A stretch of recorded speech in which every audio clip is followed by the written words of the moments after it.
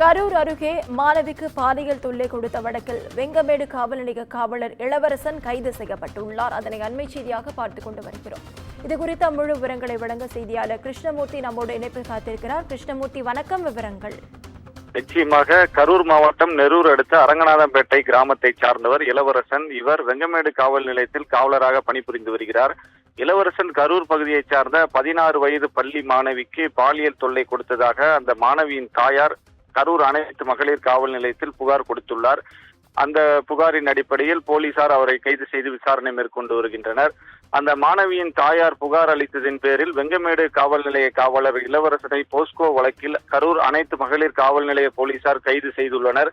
மேலும் வழக்கு குறித்து தீவிர விசாரணை மேற்கொண்டு வருகின்றனர். இளவரசன் ஏற்கனவே கடந்த சில ஆண்டுகளுக்கு முன்பு உதவி காவல் ஆய்வாளர் ஒருவரை தாக்கிய புகாரில் பணியிடை நீக்கம் செய்யப்பட்டு பின்பு மீண்டும் காவலர் பணிக்கு திரும்பியவர் என்பது குறிப்பிடத்தக்கது. நவீனா, விவரங்களுக்கு நன்றி கிருஷ்ணமூர்த்தி.